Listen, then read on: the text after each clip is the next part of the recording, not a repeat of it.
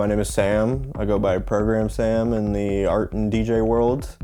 I consider myself a sound fanatic. I run an underground art and music series called Art Show Near Me here in Toronto. I make music. I'm an experimental artist and animator. I was born here in Toronto, but I spent my childhood and adolescence growing up in Michigan.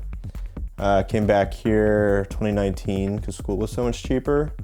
And then, COVID happened. Moved to Colorado for a bit, lived in a trailer park in Colorado for a year. Came back to Toronto, started studying animation at OCAD, and then it's when I came back after COVID I really fell in love with the dance scene. I think my fascination with electronic music goes back till I was I want to say 11. I started DJing with my friend Nathan. We had no fucking idea what we were doing. We had this iPad Newmark DJ controller thing. You couldn't use a cue button on it. We didn't really know how to beat match. That was always fun. I remember we played a dance in middle school where we only played electronic music and everybody hated us for it. So that was the end of that. Kind of as I got older, I started to learn the history behind electronic music, and I really fell in love with Detroit techno and the whole origins of the dance scene and what that meant from kind of a resistance standpoint. I was always aware of it. I had friends who were super into the Detroit techno scene. I was exposed to a lot of that music, but it wasn't really until coming here to Toronto.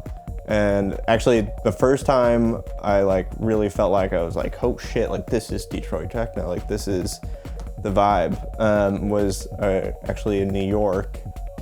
We went to see Max Watts play at Nowadays for a nonstop, and it was just this super raw, gritty sound. It was super minimal, but also super percussive, and not overly complex. And it had a ton of funk in it, and it was so much fun. And I think after that, that's when I was I need to learn everything I can about this genre.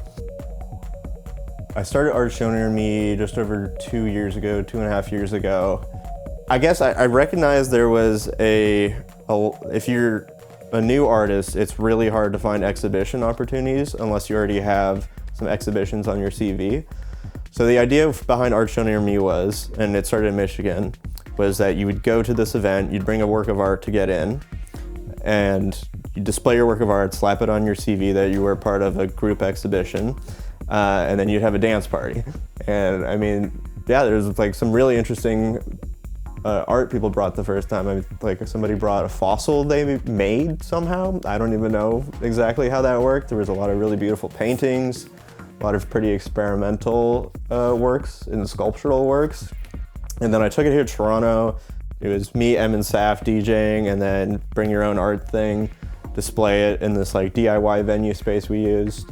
And it was really interesting to see people socialize around their art, and then when the natural kind of social exhaustion happens, everybody kind of turned towards the dance floor.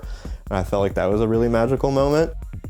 Yeah, and then it kind of evolved out of that. We stopped doing the bring your own art thing to doing more curated shows. We'd work with a couple different artists to kind of curate very immersive exhibitions or dance events, club nights, whatever you want to call it. And so it's kind of taking a new shape, and it's very much being shaped by the people who come to our events, which I think is really cool. I think ultimately it'd be nice to go back to that bring your own art thing at some point. We're talking about that, it's in the works.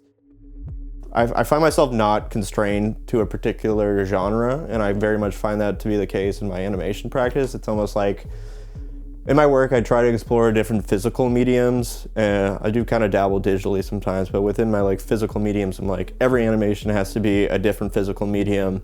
And in some ways I feel that's what makes it cohesive.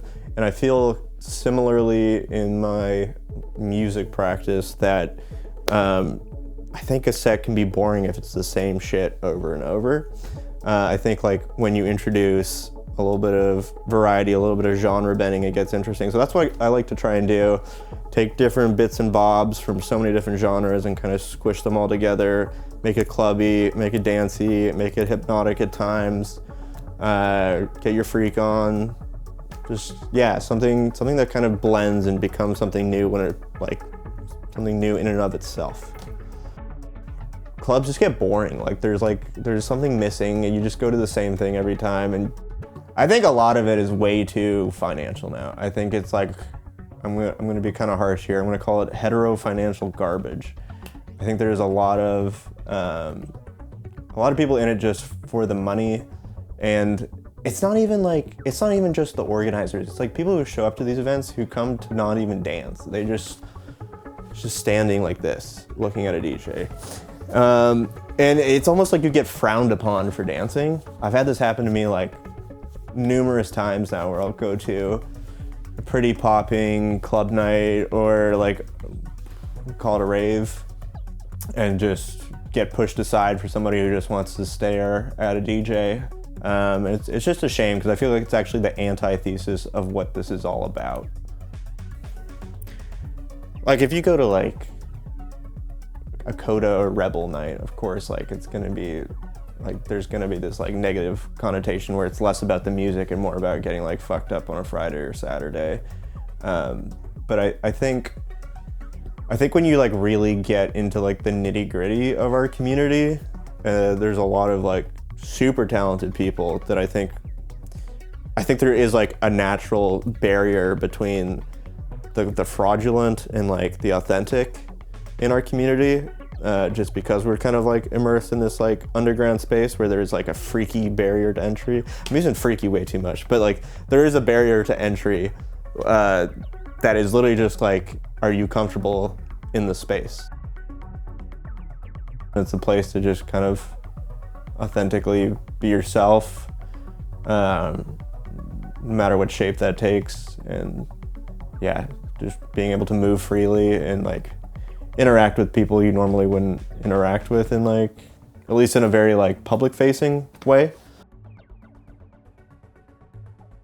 The long-term vision for me personally is I'd love to own my own venue that can be a very flexible free space for events, but then like a new exhibition every weekend or something, where it's like, yeah, if you come to the event, you come to the club night, you're in this space that rotates on like a weekly basis, essentially. It's like a new space every weekend. I just really like the Toronto dance community. I don't know, I feel like I found like my family here. I think it's a bit harder here maybe than like New York to find opportunities to like really grow and blossom, but at the same time it's a lot closer knit. So I think yeah, there is a lot of opportunity here to do something cool and special.